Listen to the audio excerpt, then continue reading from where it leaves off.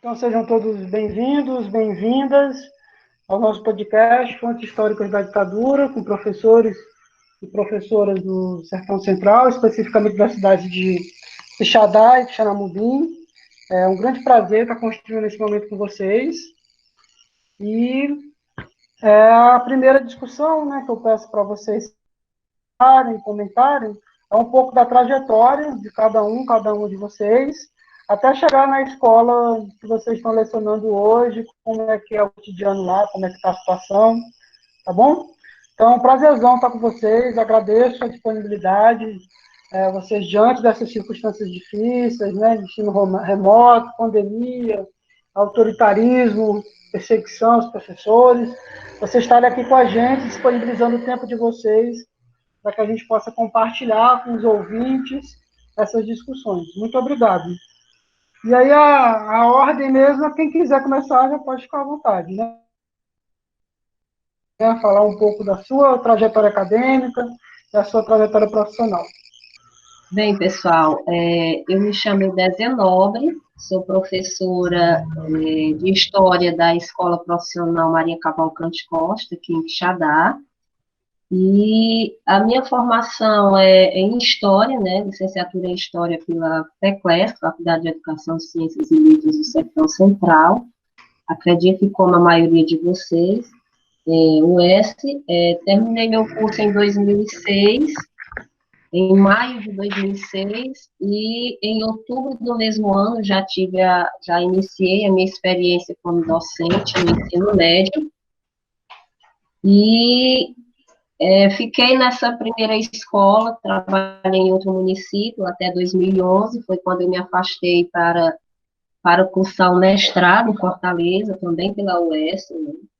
No meu retorno, eu passei 2 anos trabalhando como técnica da Cred12, e em 2015 eu fiz uma seleção para essa atual escola, né, a escola que eu trabalho até hoje, né. E lá nessa escola eu tenho construído, assim, bons diálogos, né, com os meus alunos. Sou a única professora de história da escola, né, então eu tenho 475 alunos, e, assim, a gente sabe que são muitas as dificuldades, sobretudo nos últimos anos, mas eu acredito que a escola, ela é um laboratório, né, para cada professor. Então, nós, professores, temos que fazer da escola um laboratório de conhecimento da educação, da nossa prática docente, e é assim que eu venho trabalhando, venho pensando, venho fazendo as discussões no decorrer dessa trajetória de 2015 até hoje, e assim, tenho encontrado colegas excelentes, colegas de área, que a gente tem feito um diálogo interdisciplinar, e que isso acrescenta bastante, né, e a escola que eu trabalho, né, ao contrário do que alguns pensam, né, a gente também passa por algumas dificuldades, a gente tem o aluno que tem que faz uma reflexão cognitiva muito boa, tem um aluno que já tem uma certa dificuldade, mas em meio a tudo isso, a gente vai tentando construir um conhecimento, né, de forma que a gente possa contribuir aí na formação da garotada. E é isso. Agora sou eu, né? Pela sequência. Isso, Ciro, por favor. Primeiro, né, de novo, boa tarde a todas e a todos.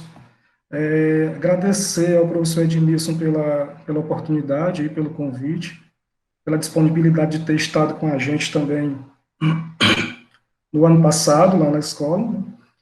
E dizer que a minha formação é em História, na graduação, licenciatura em História pela FECLESC, e logo em seguida, logo após a graduação, ingressei também nas escolas de ensino médio aqui no Quixeramobim, através de seleção pública, né? Comecei no Liceu de Quixeramobim, onde ainda tenho vínculo lá no Liceu até hoje, mas a maior parte da minha carga horária hoje é na Escola de Ensino Médio de Tempo Integral Humberto Bezerra, onde eu sou também hoje o único professor de História lá, desde 2018, também através de seleção pública, né? E a gente compartilha, de certo modo, das coisas que a Eudésia colocou, né? Desafios, as dificuldades com o currículo, né, a disputa que há, né, entre as disciplinas e as disciplinas de humanas, né, no currículo elas têm menos força, por exemplo, do que linguagem, do que matemática. A gente convive com essas dificuldades, mas a gente tem também muitas parcerias bacanas, que vêm desde a gestão, que vêm dos outros colegas, das outras escolas com quem a gente mantém um diálogo muito bom, né, muito próximo sempre. Dizer que é isso, estamos aí para contribuir. Obrigado, Ciro. Agora sou eu, né, Edmilson? Isso, Giovan. Boa tarde a todos e a todas. Queria agradecer a oportunidade ao Edmilson, mas dizer também que eu estou aqui de teimoso, porque nesse ano de 2020 eu não estou lecionando história, não. Apesar de ser formado na área, né, comecei a fazer história na FECLESC em 2002, terminei em 2006, e 2007, na verdade, 2007. Depois entrei no mestrado, também fiz especialização na FECLESC, né? Tive algumas experiências na área da história, e hoje estou ensinando na Escola Martins Rodrigues, lá no Cedro, né, no ensino médio, porém estou lecionando apenas geografia, né, tanto no primeiro ano, no segundo como no terceiro. No ano passado é que eu lecionei história, também junto com geografia, e nessa experiência de lecionar história, eu não tive contato com esse tema na ditadura militar, né, assim, mais diretamente, né? Então, por isso que eu disse que eu estou meio aqui de teimoso, mas tenho algumas ideias, e mesmo ensinando geografia, a gente sempre acaba esbarrando em algumas dificuldades relacionadas a esse tema das fontes e das abordagens em geral relacionadas à ditadura militar. Então é isso. Massa, Giovan. Obrigado. Agora sou eu, né, Suiane? Isso, querida. Então, boa tarde, gente, a todos e a todas. Eu quero agradecer, Edmilson, a você pelo convite. Me senti muito honrada em poder estar aqui hoje. E, assim, a minha formação, ela ocorreu toda na FECLESC, que eu sou graduada em História pela FECLESC, que fiz a minha especialização em Perspectivas e Abordagens em História também pela FECLESC, e cursei o mestrado em História e Letras pela FECLESC-US. Então, minha trajetória acadêmica, né, ela correu todo no espaço assim, da UES. Atualmente, eu atuo como professora do 6º ao 9º ano, na Escola Manuel Martins de Almeida, em Quixeramobim. Eu não leciono só História, o que já é um desafio, né? Eu pego outras disciplinas para poder fechar a minha carga horária. Então, eu acabo ensinando História, Geografia, Artes e Ensino Religioso, nas turmas de 6º ao 9º ano. E, assim, é um desafio, atualmente, você ensinar História e também as outras disciplinas, porque acaba sendo discussões que não é da sua área, mas a gente vai, né, tentando se aperfeiçoar, estudando, e vai dando certo. Deixa eu ver aqui. É isso, Ed, sobre a minha formação. Bacana. Agora é o Alisson, né? Bom, um abraço a todos e a todas. Colegas provavelmente me conhecem de muitos anos aí, eu devo ter sido o primeiro de todos a entrar na FECLESC aí, dos que nos encontramos hoje aqui. Nem me lembro mais quando foi que eu entrei. Não, brincadeira. Entrei em 97, concluí em 2010. Posso dizer que cursei vários cursos de História, conheci várias gerações de professores aí na FECLESC, dos quais a grande maioria tenho a honra de dizer que sou amigo. É um prazer, e agradeço muito ao Edmilson pelo convite, pela oportunidade de estar aqui conversando com colegas, enfim, amigos, que eu já não vejo há algum tempo. Esse ano foi um ano muito difícil para mim, em termos pessoais, em termos profissionais, eu acredito que esteja sendo também difícil para todos nós, assim.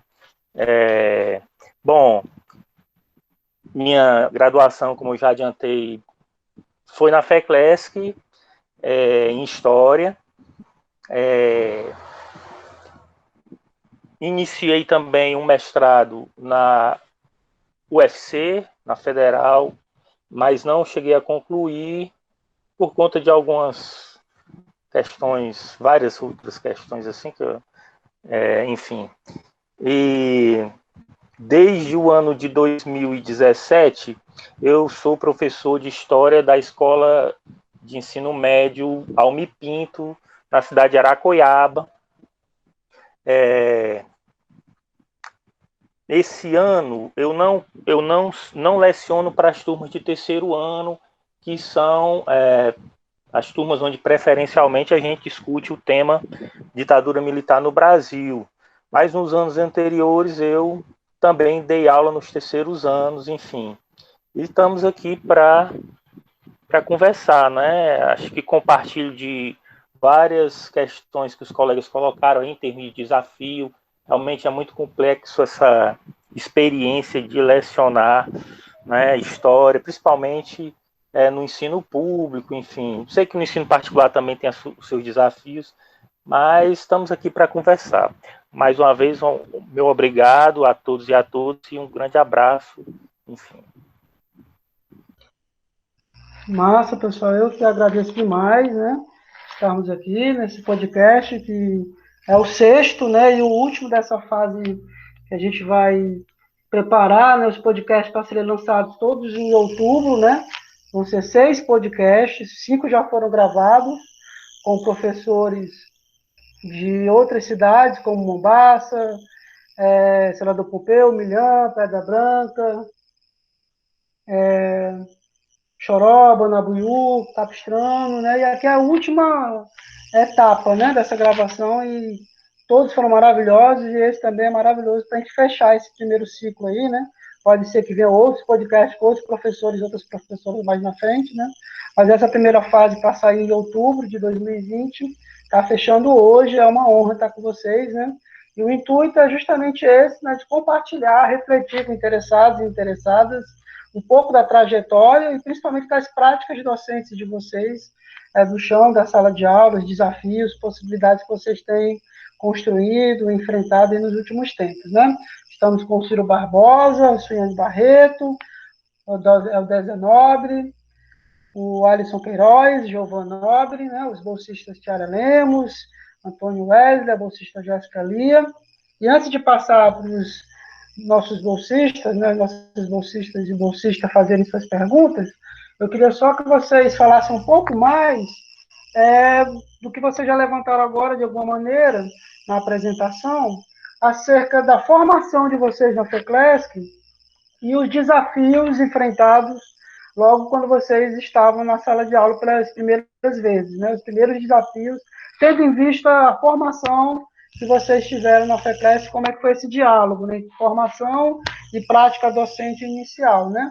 Uma das questões foi essa, já citada, né, de você ministrar disciplinas, né, que não sejam da história e tal, mas está valendo o que vocês acharem importante de discutir, aprofundar acerca desse ponto, antes da gente passar para a segunda pergunta, que é mais direcionada para o ensino da ditadura. Então, queria passar de volta a palavra para vocês, falarem um pouco desse diálogo, né, entre formação na FECLESC e primeiras aulas, primeiras experiências, como é que foi?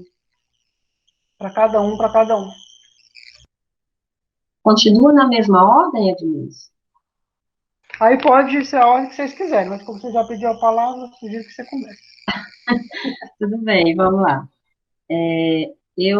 Quando eu saí da FECLESC, terminei meu curso, eu fui trabalhar na escola Cônego Luiz Braga Rocha, em Baretama, foi a minha primeira experiência no ensino médio. Confesso que, assim, eu acredito que tenha acontecido com alguns dos colegas, né? é o momento em que você, de fato, vai construir sua prática, né? Você sai, mesmo você já tendo passado por 2, 3 estágios, mas nada se compara com a prática em si, quando você vai assumir uma turma, né? E eu tive uma dificuldade inicial por conta desses ajustes, né? Eu fui substituir uma professora que estava se aposentando, e essa professora, ela tinha uma prática muito diferente da minha. Apesar de a prática dela ser boa também, que era uma pessoa que tinha um conhecimento histórico muito bom, muito grande mesmo, e só que os alunos já muito acostumados, né, então eu tive uma certa dificuldade, e foi naquele momento que eu comecei, a ficha caiu, né, pronto, agora sim é que eu vou ver o que é a construção da minha prática de fato, né. Então, eu costumo dizer que a teoria que eu levei para a escola, aquela teoria que a gente tem na faculdade, ela de nada vai te servir se tu não aplicar ela de fato a partir da prática que tu está construindo, né? Então, para mim, aquela escola foi, digamos assim, meu primeiro laboratório em relação a isso, e foi ali que eu percebi que a prática, que não existe receita, a prática, ela vai se dando a partir da tua experiência, a partir do cotidiano, a partir daquilo que tu vai somando e agregando junto àqueles alunos, na escola, com os colegas, nos debates, e aos poucos, né, as coisas foram acontecendo, e hoje, para mim, já está mais tranquilo, né? E foi mais ou menos nesse sentido a minha experiência inicial. É tanto que isso foi, digamos que no primeiro ano, né, de ajuste, nos demais já foi bem tranquilo, já foram anos, na verdade, né, de grandes conquistas no sentido de aprendizado para mim, para os alunos, e é isso. Eu já posso? Pode. Então, seguir aí a sequência. Eu concordo muito com isso que a Eudésia coloca, porque apesar da gente ter excelentes professores na universidade, né, eu digo isso porque na minha época aí foi Zaide, foi Manuel Alves, né, na didática, muito bons, mas saber dar aula é a prática, é quando você vai para dentro da sala de aula e você vai se fazer de fato como professor. E a minha dificuldade maior é que eu comecei lá em 2013, eu assumi uma licença de uma professora no liceu imenso, tinha muitas turmas de terceiro ano, eram as turmas dela, e eu fui lecionar geografia nesses terceiros anos, né? A galera que estava aí finalizando o ensino médio, então a minha dificuldade foi extrema no início, porque eu tinha que estudar muito mais para poder ter domínio de conteúdo mesmo, para poder dar aula, né? E aí você vai não é nem se reinventando, você vai se inventando, se fazendo como professor a partir dali, né? Você percebe que toda a teoria que você viu não vai lhe adiantar se você não estiver disposto a se fazer de fato professor. Então, eu tive essa dificuldade inicial, né? E ainda bem que de 2015 para cá eu tenho trabalhado só com história, né? E aí cheguei na minha área, cheguei na minha praia, né? Já bem mais familiarizado com o andamento, o dia a dia da sala de aula, né? Então, isso tem facilitado, mas isso não quer dizer que a gente não se desafie a cada dia, não apareçam coisas novas, né, desafios novos a cada dia, né? Então, tem sido assim, o estudo constante, olhar o que está acontecendo em volta, o diálogo entre colegas professores de história. Eu tenho uma relação muito boa com os professores de história daqui das cidades que eu conheço, a gente sempre troca informações, a gente sempre troca uma ideia no sentido de melhorar a prática, de compartilhar as boas experiências, né? Então, isso tem ajudado, e acredito que é o caminho, né, para que a gente consiga desenvolver uma boa prática sempre. Também concordo com o que foi colocado pela Eudésia e pelo Ciro, de que mesmo a gente tendo uma formação interessante, muito boa na FECLESC, né, com excelentes professores, mas o cotidiano da sala de aula, a experiência e os desafios que surgiram e estão surgindo e continuarão surgindo é que vão fazendo a gente amadurecer, né? Diante até mesmo de um tema desses que é muito polêmico e que cada vez mais está presente nas discussões que estão surgindo, né? Hoje, quando eu dava aula de geografia e falava sobre as migrações internas no Brasil, né, chegou um momento em que eu fui comentar uma questão que eu tinha passado e que tocava na ditadura militar, as migrações que o regime militar incentivou para o centro-oeste e o norte na década de 60. E o meu ímpeto interno é de falar sempre alguma coisa negativa sobre a ditadura militar, mas naquele momento não cabia muito, porque a questão pedia mais que eu me detesse no caráter estatista da própria ditadura ao incentivar a regionalização do Brasil, a construção de estradas, a transamazônica, para que o norte e o centro-oeste eles fossem mais povoados. E eu também defendo a estatização, e aí fiquei nesse conflito, entendeu?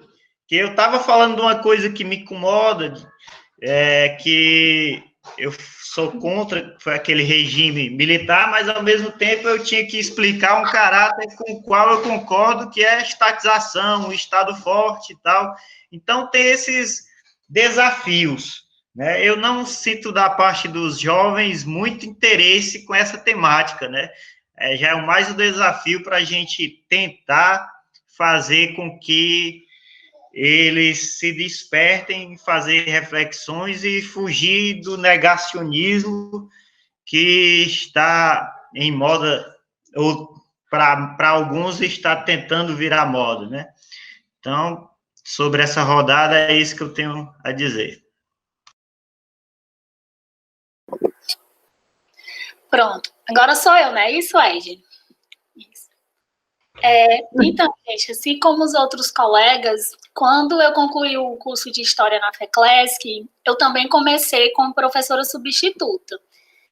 E quando você começa como professora substituta, no meu caso, eu nunca tirava licenças tão longas de professores assim. Às vezes era uma licença em uma determinada escola em 15 dias, às vezes era durante um mês. E eu passei algum tempo assim, tirando licenças, tanto no ensino fundamental nos anos finais, como no ensino médio, tanto na escola pública como em escolas particulares. Então, sempre que alguém, né, iria entrar de licença, que eu estava disponível, eu ia lá e tirava a licença. E para mim foi um desafio muito grande, porque assim, você se depara com uma turma que você não é a sua turma, você ainda não conseguiu criar um vínculo. Então, no início, eu nunca conseguia criar um vínculo efetivo com a turma, porque eu passava pouco tempo nas turmas. Então, assim, quando eu começava a criar um determinado vínculo, quando os meninos começavam, de certo modo, a se acostumar com a forma que a gente vai lecionando, aquele vínculo era quebrado, porque eu acabava tendo que partir para outra escola, porque eu passava nas escolas períodos curtos, tirando licença. E foi assim durante um tempo. Mas, assim, eu confesso que eu senti muita dificuldade em lecionar no ensino fundamental dos anos finais. Eu senti uma diferença muito grande de lecionar no ensino fundamental e no ensino médio. Eu gostava bem mais de dar aula para o ensino médio, porque eu achava que os debates eles fluíam mais, eu conseguia dialogar mais com essa faixa etária. E daí eu passei num concurso em Quixeramobim como professora de História e Geografia, porque lá os concursos eles ainda são para professores de Ciências Sociais. Então, quando você faz um concurso lá, você, no meu caso, foi para professora de Ciências Sociais. Então, eu tinha que lecionar História e Geografia.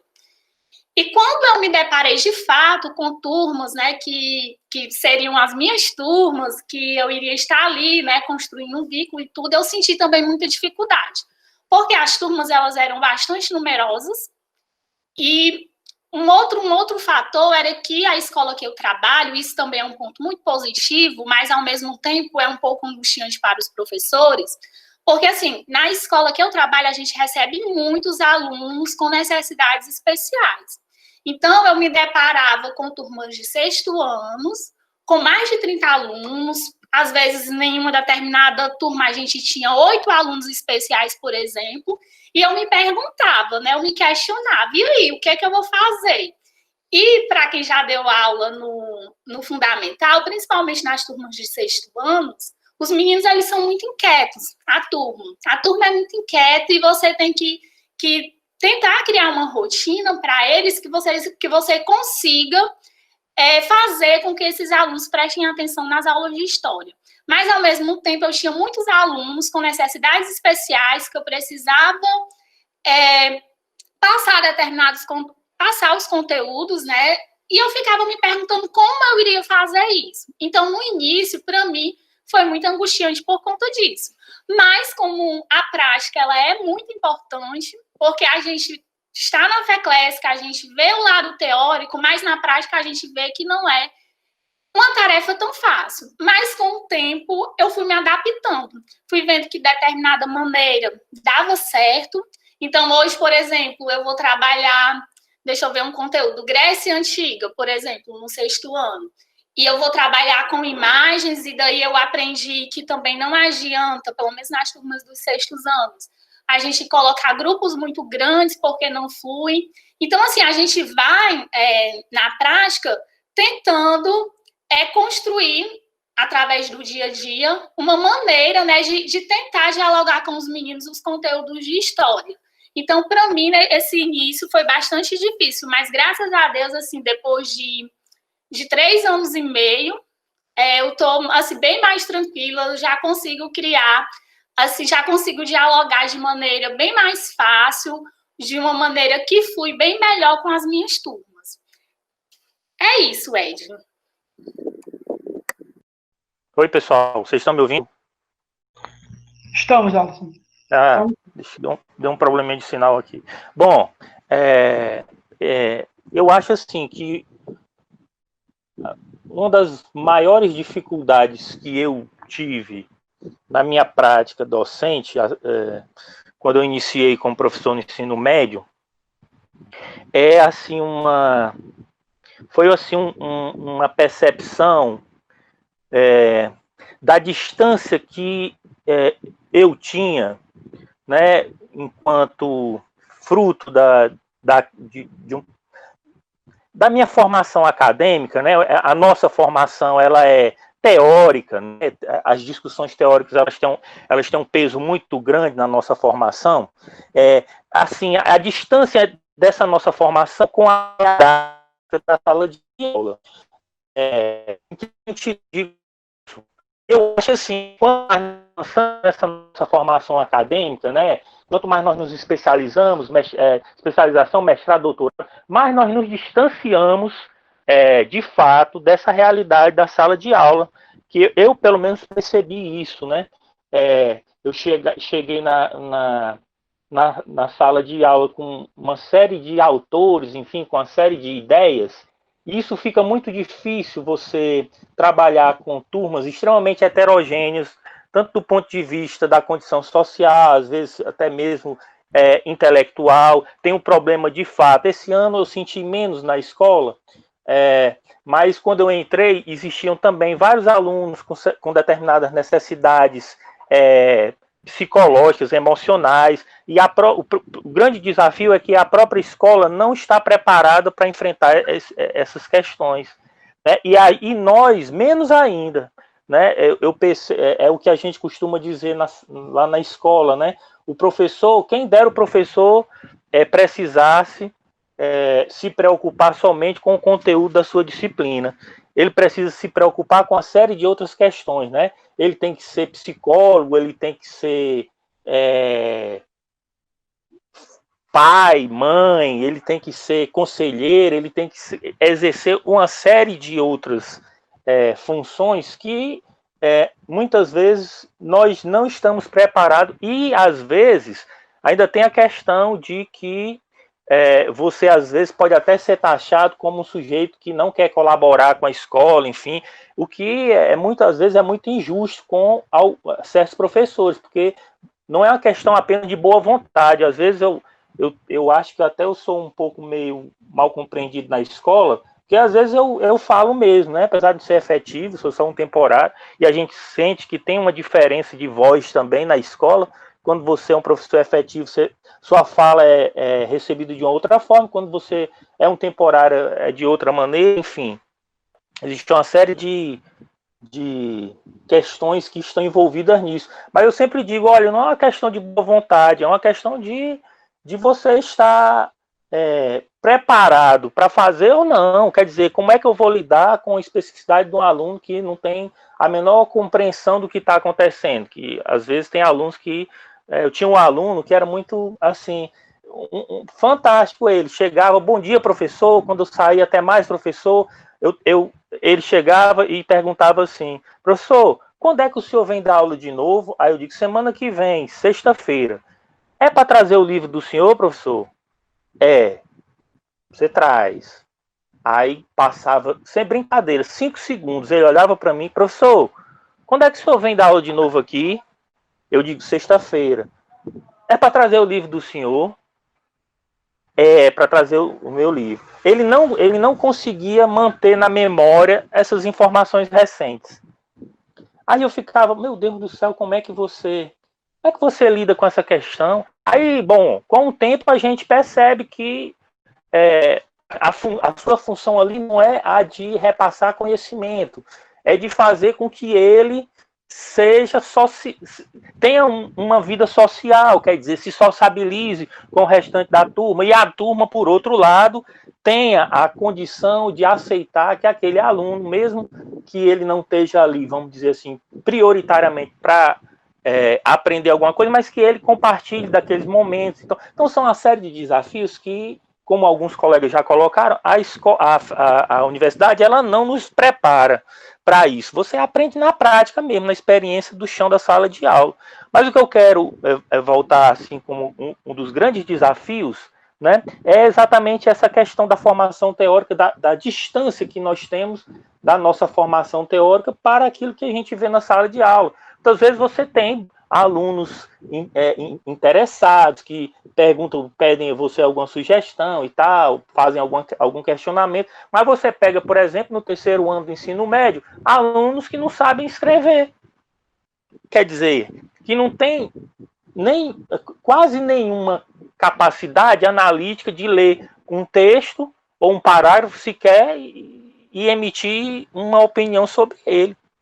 Então é muito complexa essa relação. E eu percebi, assim, lembrando aqui um pouco da fase do Mark Bloch, que diz que o historiador deveria saber falar tanto aos doutos como às crianças, né? Eu diria que é um grande desafio não só dos historiadores, mas de todo docente, né? Todo sujeito que ganha vida como professor, porque é muito complicado, assim. Eu me vi, assim, muitas vezes tendo que abandonar um pouco essa questão teórica e tentar chegar o mais próximo desses alunos, e muitas vezes nós acabamos cometendo deslizes, porque nessa tarefa, né, nesse desafio de tentar simplificar, muitas vezes você acaba cometendo alguns deslizes e depois você está constantemente se repensando enquanto profissional. É muito difícil, assim, essa questão, né? Eu me lembrei aqui de uma passagem assim, que nós almoçamos fora da escola e nós costumamos almoçar assim num determinado lugar, assim, num restaurante, onde você encontra professores de outras escolas, né? E um professor de história, creio que fosse de história, de uma outra escola, estava comentando com um colega dele, assim, na hora, num desses almoços. Eu estava em outra mesa com os professores da minha escola, e eu percebi quando ele estava falando sobre o período da Alemanha nazista e como é que o Hitler não dava a mínima para o Tratado de Versalhes. né, para os efeitos que aquilo ali... Aí eu fiquei pensando, mas pelo amor de Deus, como é que o Hitler não dava a mínima para os efeitos que o Tratado de Versalhes produziu para o povo alemão? Claro que ele dava, foi uma das grandes bandeiras políticas dele. Aí eu fiquei pensando, mas espera aí, isso aí é exatamente fruto dessa necessidade de você simplificar a discussão para fazer com que o aluno entenda. Aí você vai falar que o Hitler não obedeceu, né, ou então procurava criar um discurso que se insurgia contra, né, essas normas aí, mas para o aluno entender, você diz assim, não, o Hitler não estava nem aí para o Tratado de Versalhes. Então, esses perigos assim que eu fico refletindo sempre na minha prática. É muito complexo, às vezes eu repassar isso, não sei nem se foi interessante isso que eu falei, mas entre outras coisas, esses são os principais desafios assim que eu encontrei no início da minha experiência como professor no ensino médio. Tá bem interessante, sim, pessoal. Alguém mais quer comentar, complementar esse ponto?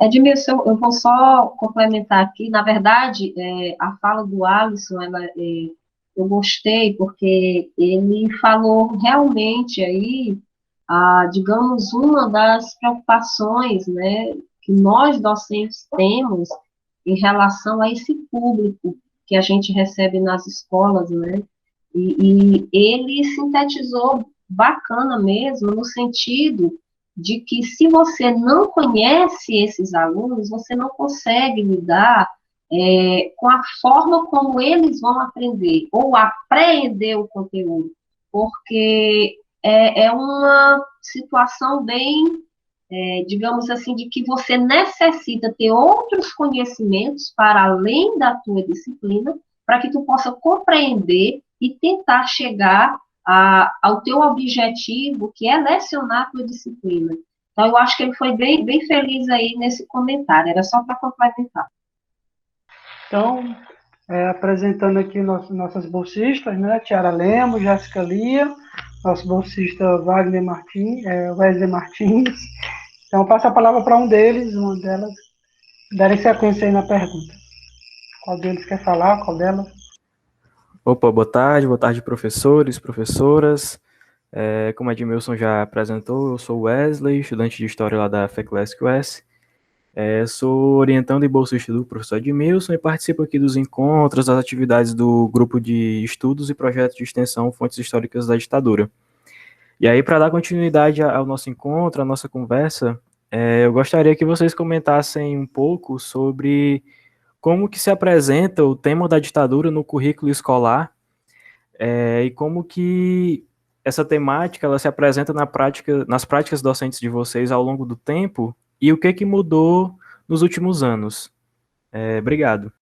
Em relação a essa questão, né, do currículo, tem uma coisa que assim, eu acho que é bem perceptível em relação ao ensino de história, de fato. Se a gente observar, tem algumas temáticas dentro do ensino de história que chamam mais a atenção dos alunos, né?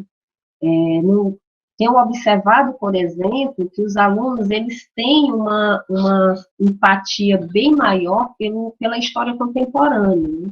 É tanto que chegam na escola já perguntando sobre os assuntos que eles só no livro didático só vai ver lá no terceiro ano, por exemplo, né? Então, assim, essa história contemporânea é uma história que chama mais a atenção dos alunos, né? E, por exemplo, guerras, né? Eles gostam de falar de guerras, a Segunda Guerra Mundial, a Primeira Guerra Mundial, né? E se você fala por exemplo, vai falar de história antiga, o assunto é guerra, quer saber de guerra, enfim. E dentro da história do Brasil, a ditadura militar é o assunto que chama atenção, assim, exerce um certo fascínio para os alunos, né? Não todos, eu gostaria que fossem todos, né? Mas eu estou falando assim, digamos de uma forma mais geral, né? Que chama a atenção deles. E, assim, no decorrer desses anos de ensino, eu tenho conseguido fazer algumas discussões bem bacanas a respeito dessa temática, tenho encontrado alguns alunos nesse percurso que fizeram boas indagações e a gente foi construindo, né, uma discussão bem mais aprofundada sobre o assunto.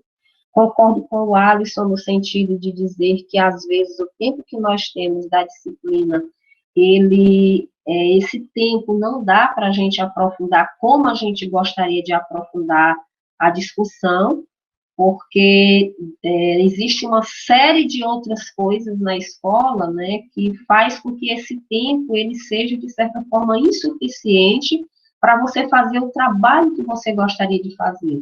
Além da sua disciplina, tem toda uma demanda, né, preparação do aluno para o Enem, preparação para isso, preparação para aquilo, e isso vai minando o tempo da disciplina. Sem contar que a gente só tem 2 aulas por semana, né?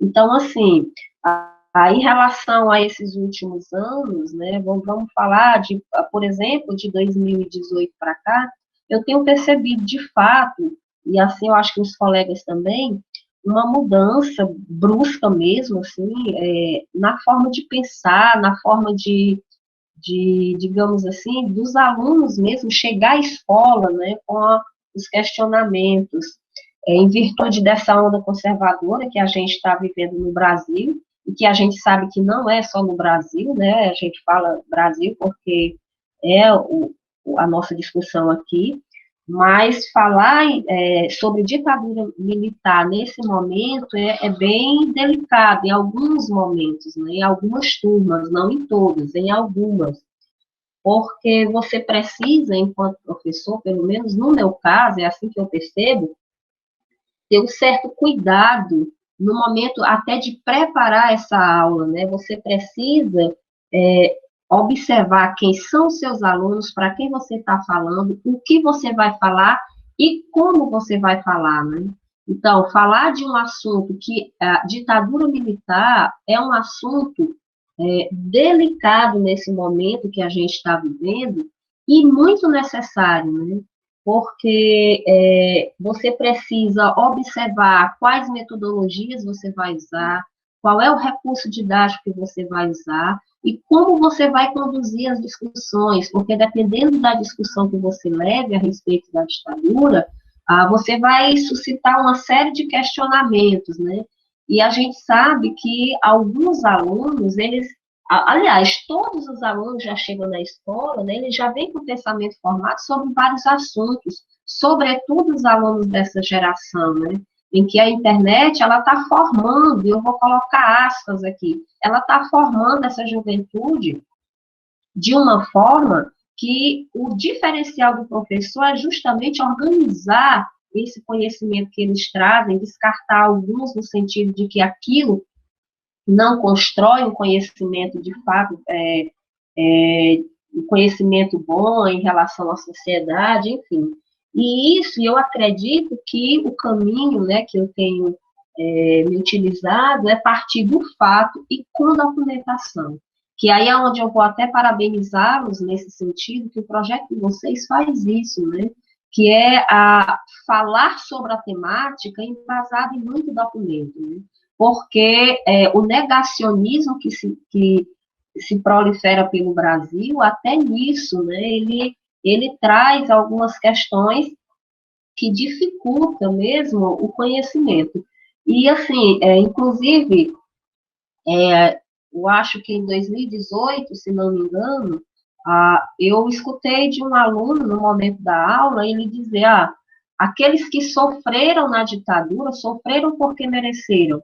Então, ali naquele momento, você fica se perguntando, né, como que a pessoa fala isso, por quê, né? Então você tem que se questionar, porque não adianta você ir para um embate sem você fundamentar aquilo, né?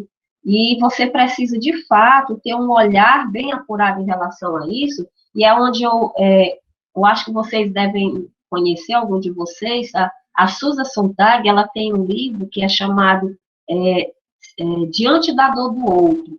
Ela trabalha justamente a questão das guerras a partir das imagens. Como que a imagem, ela foi, de certa forma, relativizando o sofrimento alheio. né? A forma como ela interpreta essa questão, né? E o que é que eu comecei a fazer e a pensar, né? O que a gente está vendo, gente, de certa forma, é que a dor alheia atualmente, ela não constrange mais como constrangia algum tempo atrás, o sofrimento alheio, né?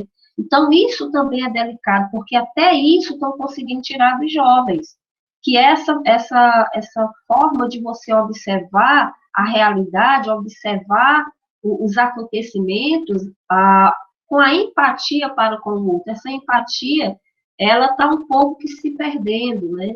Então, a gente tem esse papel fundamental, que é, né, que nesse momento, o quanto é necessária essa discussão, o quanto ela faz sentido para que essa memória a respeito da ditadura, ela não seja deturpada, né, como estão tentando fazer de toda forma. A gente sabe que é um assunto eu acho que está no topo daqueles que estão tentando, de toda forma, minimizar algumas questões que elas precisam ser relembradas sempre, né? E aí, a Susan Sontag, inclusive, ela diz, né, que a representação da crueldade nos jovens atualmente, ela não está mais, digamos, tão fervorosa, né, nesse sentido, né? Existe uma banalização do sofrimento alheio. Por isso que naquele momento, quando aquele aluno falou isso, eu comecei a refletir sobre isso. Banalizar o sofrimento alheio é algo que está se proliferando. E eu estou falando isso para além das discussões políticas sobre o período, né? É muito, digamos assim, é muito visível, né, que tenta-se, nesse momento, colocar a vítima no lugar do carrasco. E isso aí, esse ponto é que a gente tem que ter prudência da forma de falar, da forma de abordar, para que a gente possa desmistificar essas inverdades, né, que estão espalhadas pela internet, estão espalhadas por todo canto. A gente sabe que a gente está vivendo uma onda de mentiras em todos os sentidos. E eu acredito que a gente tem que ter prudência e delicadeza ao tocar nesses assuntos, porque eles são necessários demais, para que a forma como a gente aborde, ela não seja vista pelos alunos como uma afronta, né?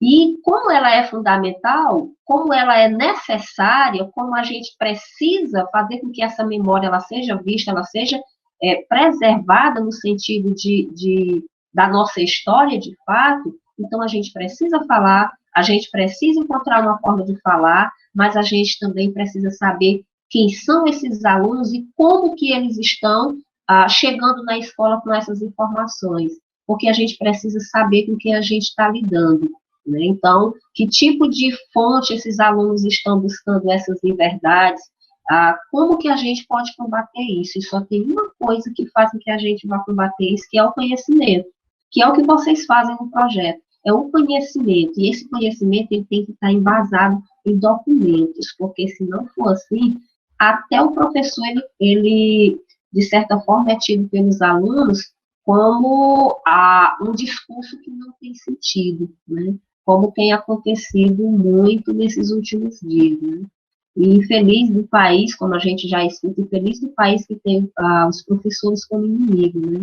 Então, a gente precisa ter cautela, a gente está vivendo um momento muito delicado, em que, nesse momento, a gente precisa unir forças em relação mesmo à preservação dessas memórias, para que essas coisas absurdas, elas não voltem a acontecer no nosso país.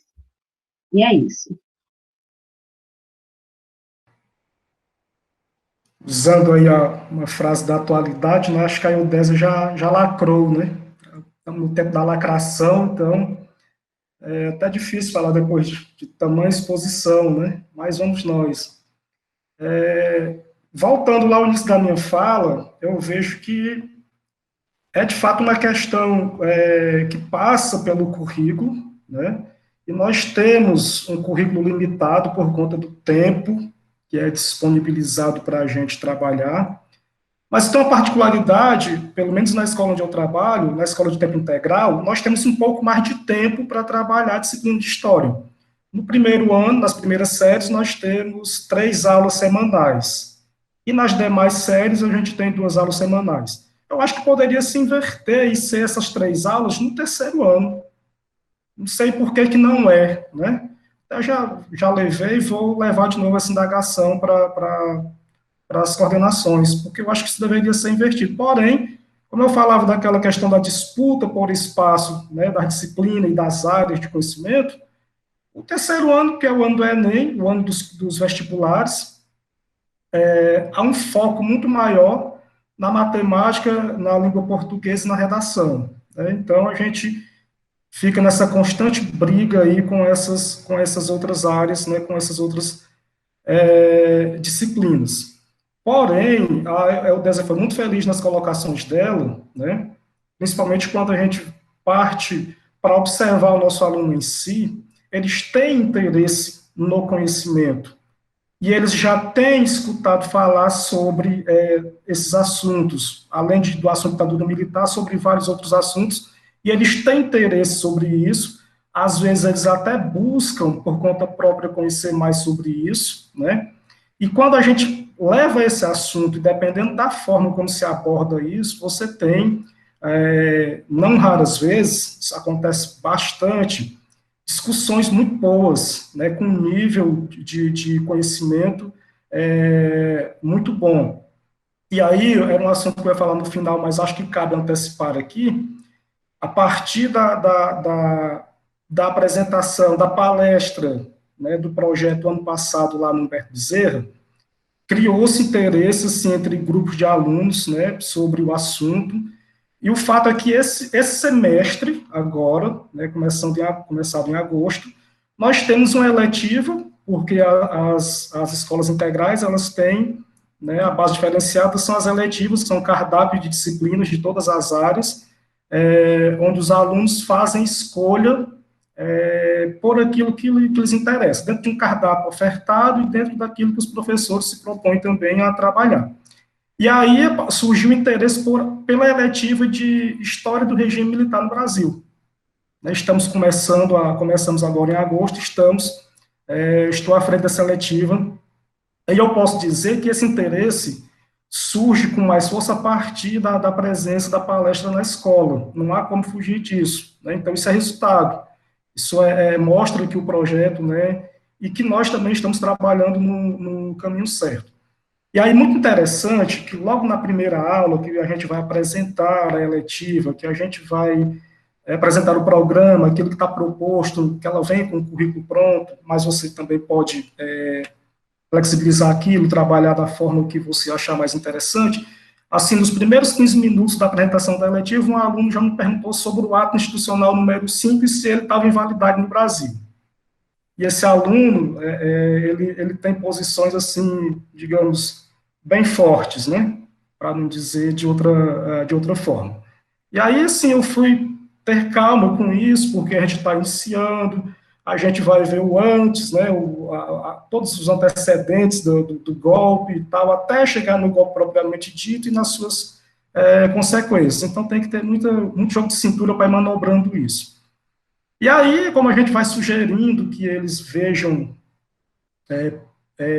o que eles puderem assistir, o que eles puderem pesquisar, a gente estava na segunda semana de agosto e na primeira semana, né, aliás, perdão, a gente estava na segunda semana agora de setembro e na primeira semana de setembro havia sido lançado o documentário sobre o tempo, lá, o período de prisão do Caetano Veloso, documentário Narciso em Férias.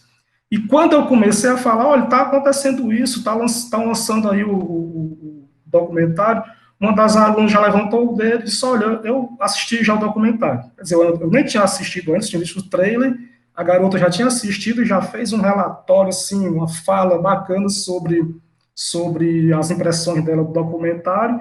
Então, isso mostra que eles têm interesses, né, por essas temáticas, por todas as temáticas da história, incluindo aí a temática da ditadura militar. Eu fiquei encantado com isso, né? Ela já tinha assistido, já fez lá uma fala bacana sobre isso, então isso prova que eles estão atenados com o que ocorre no mundo. E aí o grande risco, o Désio colocou isso muito bem, o grande risco quais são os meios que eles estão usando para se informar, né? Então, tem muito blogueiro de opinião rasa, opinando sobre vários assuntos e direcionando isso diretamente aos jovens, porque as opiniões são rasas, mas eles sabem a quem podem direcionar isso, né?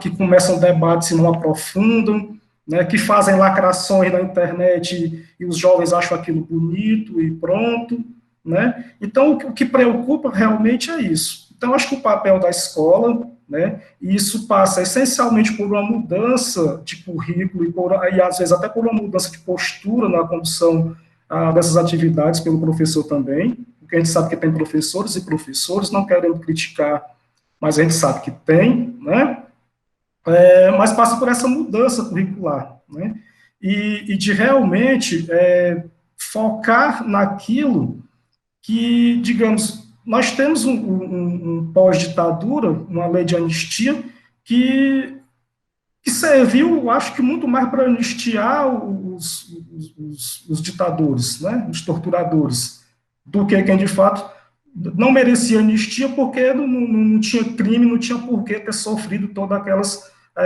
penalidades, né? Então, nunca se levou a julgamento quem merecia ir a julgamento, né?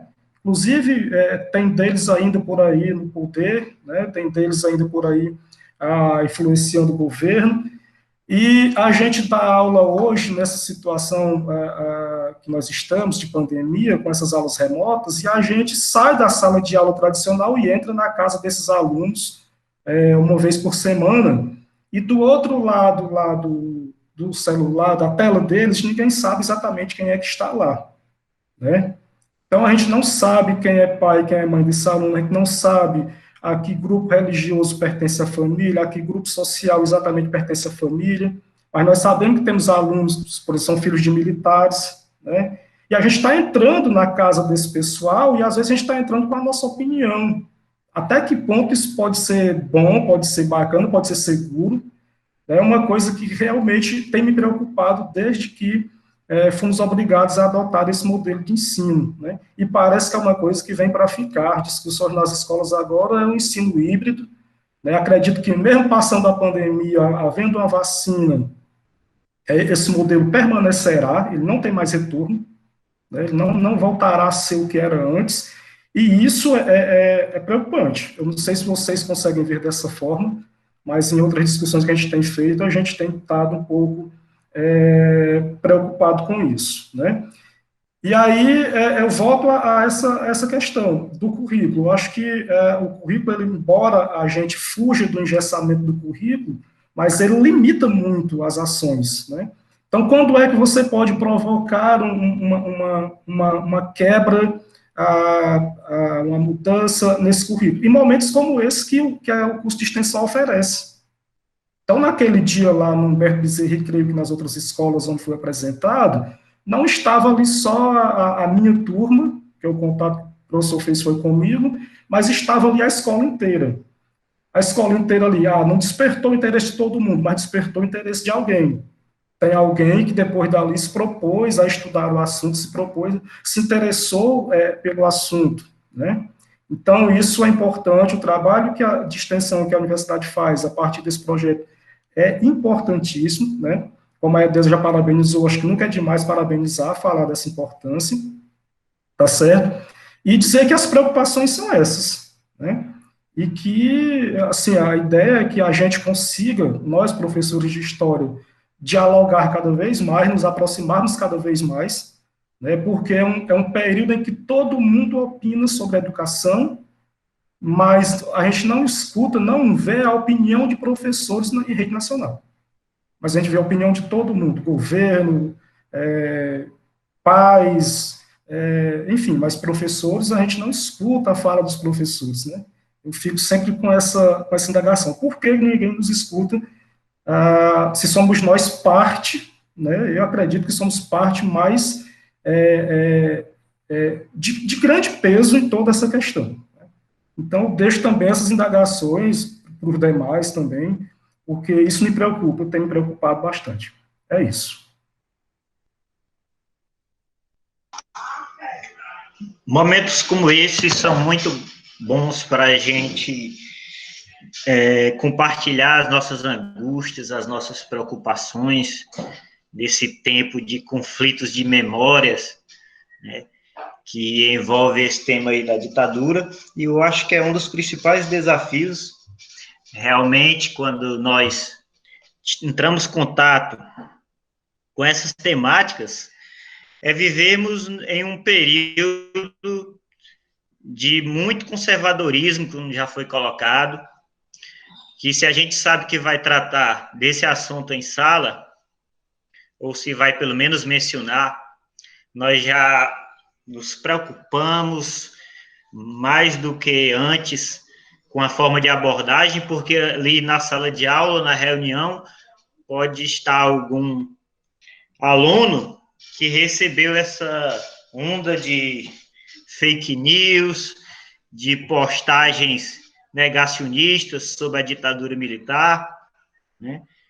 Um dia desses eu recebi uma de um amigo, uma postagem em prol da ditadura, justificando a entrada do Brasil no regime em 64, né? E uma postagem dessas, os jovens também têm contato, isso chega nos nossos jovens, no nosso público-alvo. Então, a gente já fica examinando os rostos, as reações, para ver quais as perspectivas desses jovens, né? Porque é importante também a gente saber o que é que está do outro lado, para não modificar a nossa opinião, mas adaptar o discurso de uma forma a respeitar o pensamento do aluno, mas, ao mesmo tempo, fazer com que ele veja as coisas de forma mais amadurecida, né? Me identifiquei muito com a fala do Alisson, quando ele disse dos livros, as coisas que vêm com frases simplificadoras, né, que são justamente para facilitar a compreensão dos alunos. E a gente fica nesse conflito de saber se aquela forma de se referir a esse ou aquele fato, aquele processo, né, ele realmente é uma forma justa com as nossas concepções, né, ou se é apenas para fazer os alunos terem mais facilidade de compreensão, né. E para quem tem transtorno obsessivo e compulsivo, esse conflito talvez ainda seja mais forte, que eu tenho um pouco disso, esse transtorno de procurar não fugir jamais da sinceridade, né? Então, já é uma coisa que faz parte do nosso dia a dia nos encontros, na sala de aula, que nos remete aos desafios. E esse encontro aqui serve para nos dar mais ânimo para enfrentarmos todos esses problemas que nos surgem, né? Como a Eudésia falou, não é só no Brasil, é o mundo que tem uma onda de conservadorismo, e como a gente está aqui no Brasil, a gente sofre especialmente com a abordagem daquele regime ditatorial de 1964 até 88, 89, dependendo da perspectiva do professor historiador, né? Sobre qual ano foi que terminou essa ditadura civil-militar, né? Então é isso, é para a gente não desanimar, continuar firmes, né, procurando as melhores metodologias, formas de abordagem, de fazer com que os jovens se motivem. Uma vez eu estava lecionando uma disciplina que eu peguei numa dessas faculdades de final de semana, e era prática de ensino. E eu estava dando conselho para uma aluna, era do curso de História, ela ia abordar a ditadura militar. E eu dizendo para ela, olha,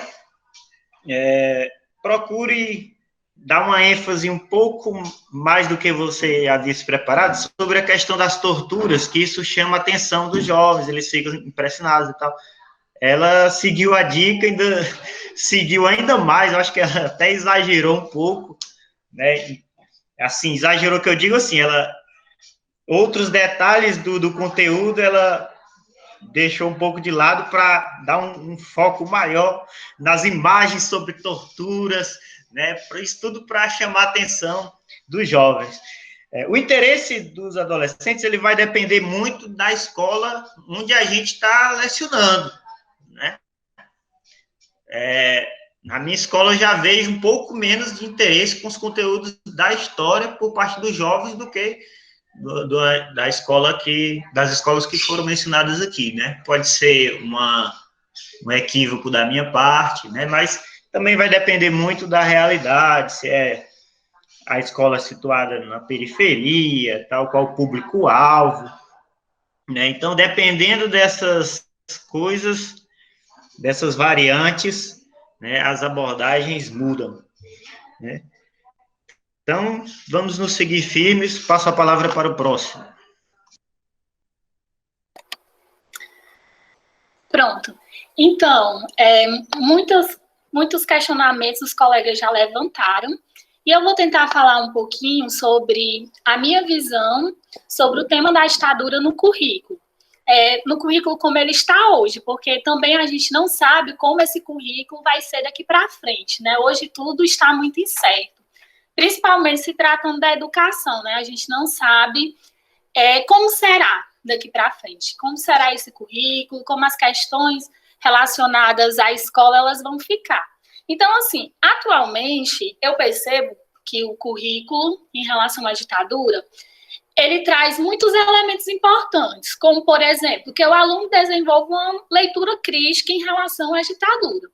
Outro ponto que eu achei muito positivo no currículo, e eu fiquei muito feliz quando eu li o currículo, e também quando eu peguei o livro didático dos alunos, que inclusive o livro didático, esse ano, ele é um livro novo, que o livro ele vinha trazendo, gente, discussões, né, vinha dando ênfase sobre a questão das minorias, aos movimentos de resistência, vinha dando... falava sobre a arte, sobre o cinema no período da ditadura, falava sobre os negros, sobre os indígenas. Então, eu fiquei muito feliz quando o livro didático dos alunos, que muitas vezes é o único livro, né, que o aluno tem em casa, que ele tem acesso, ele vinha dando ênfase a essas questões. Então, eu fiquei, assim, muito contente nesse sentido, porque antes, quando a gente pegava o currículo, ou mesmo quando a gente analisava os livros didáticos, eu percebia que o que vinha falando sobre a ditadura militar, muitas vezes era muito voltado para as questões políticas mesmo, no sentido que era muito voltado para os presidentes que eram eleitos. Então, eu percebia muito isso. Hoje, não. Eu já percebo que vem trazendo outras discussões, e discussões interessantes. Inclusive, dicas de filmes, de livros, de documentários, que também, né, fazem com que as aulas fiquem mais interessantes. Então, eu fiquei, com relação ao currículo, muito contente nesse sentido. Mas, por outro lado, eu também concordo bastante com a Eudésia, que a questão da ditadura militar e de outras temáticas sobre o mundo contemporâneo fica muito restrito aos alunos dos anos finais. No caso do ensino fundamental ao 9º ano e do ensino médio ao 3º ano. E os meninos, de fato, eles têm essa curiosidade, porque são temas que estão muito presentes na vida deles, né? Então, por exemplo, semana passada mesmo, eu estava dando aula pelo Google Meet e um aluno do 7º ano perguntou: tia, quando é que a gente vai estudar sobre ditadura? Porque eu vi um documentário e ele começou a falar desse documentário. E eu queria estudar. Aí eu disse: Pedro, a gente só vai ver no 9º ano. Então, assim, é interessante, né, levantar o debate sobre o autoritarismo, sobre a ditadura, sobre o racismo até que se tem mais discussões assim na escola, digamos assim, começando do 6º ano, mas sobre autoritarismo e ditadura, eu percebo muito que é voltado para o 9º ano. Então, assim, eu acho que deveriam ser discussões que pudessem ser mais flexíveis nesse sentido, que a gente pudesse mesmo conversar sobre isso com eles em outros momentos. Não que a gente não possa fazer isso, né? Até a gente tem, na escola ainda temos determinadas liberdades de tentar adequar, né? Por exemplo, você tentar trazer uma aula sobre ditadura em outras séries. Mas tem também a questão do tempo, como os colegas já levantaram, né? A gente tem pouco tempo, né, para dar, às vezes, determinado conteúdo. Aí, geralmente, nós ficamos muito ligados a um cronograma.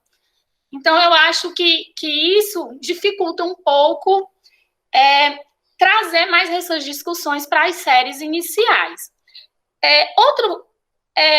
Isso é um fator, gente, que acaba sendo muito ruim, né? Que eu acho que a escola, que o currículo escolar, ele ainda deixa muito a desejar nesse sentido, que os debates, eles têm que dar início mais nas séries iniciais. Eu não sei se eu me fiz entender. Então, gente, porque assim, eu percebo que em outros países, como, por exemplo, a Argentina, eles, no ensino público, eles começam a debater sobre o autoritarismo, sobre violações dos direitos, muito cedo com as crianças, e a gente não acaba deixando muito para os anos finais, e muitas vezes por pouco tempo. Eu acho que são temas importantes e que eles devem, sim, serem mais elaborados. Então, assim, gente, o que mudou, assim, ao meu ver, nos últimos anos? Eu acho que a questão mesmo do autoritarismo, ela está bem mais presente na nossa sociedade, do racismo também. Não é que ela não estivesse presente em outros tempos, mas acho que hoje ela está bem mais escancarada. A gente percebe que as pessoas, elas falam isso com mais tranquilidade. Em outros períodos isso não era tão tranquilo assim, em alguns anos atrás, e hoje isso já está muito escancarado. As pessoas falam com muita tranquilidade. Isso é motivo de muita preocupação, porque quando você vê pessoas falando, sendo racistas, defendendo racismo ou defendendo o autoritarismo com tranquilidade, a gente percebe que tem muita coisa errada nesse sentido, né? Então, assim, eu concordo também com o colega Ciro, quando ele disse que a gente acaba ficando muito exposto nesse período de pandemia, porque a gente está dando aula online, a gente não sabe quem está do outro lado da tela, e a gente acaba ficando muito exposto. A gente não sabe quem vai estar gravando, quem vai fazer um mau uso na nossa imagem, pegar uma fala, e daí o cuidado ele é redobrado de fato, né? A gente acaba tendo que se preocupar não só, por exemplo, em falar sobre um determinado contexto, como, por exemplo, a ditadura. A gente se preocupa também a forma como vai falar, a forma como vai debater isso com os alunos.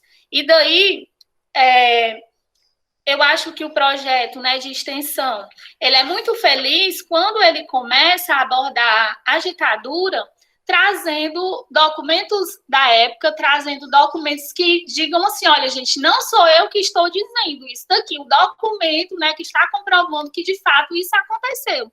Então, eu acho que, de um determinado tempo para cá, eu tenho me preocupado muito com isso, e eu tenho buscado, nas minhas aulas, sempre começar mostrando um documento, né, sobre o período, para mim me resguardar e dizer, olha, gente, não sou eu que estou dizendo isso, não é a Suiane que está defendendo, que está inventando, que está falando, não, tá aqui, ó, isso aconteceu, tá aqui o documento da época, etc e tal, né, porque é muito preocupante esse período mesmo, que nós estamos vivendo. E eu acho que é isso.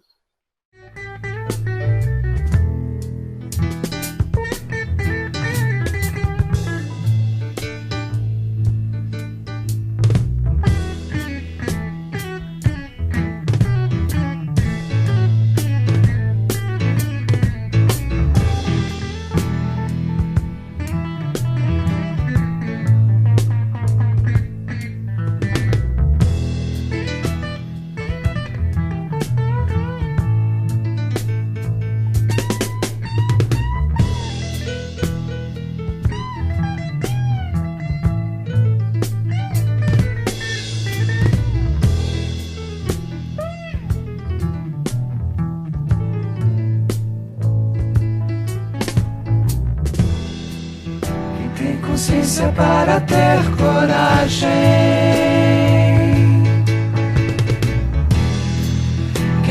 a força de saber que existe.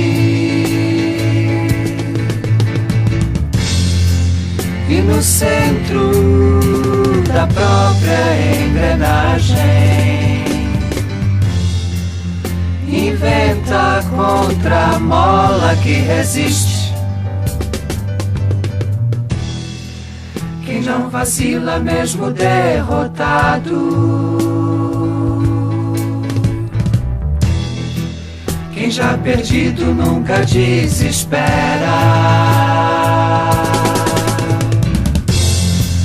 E envolto em tempestade decepado,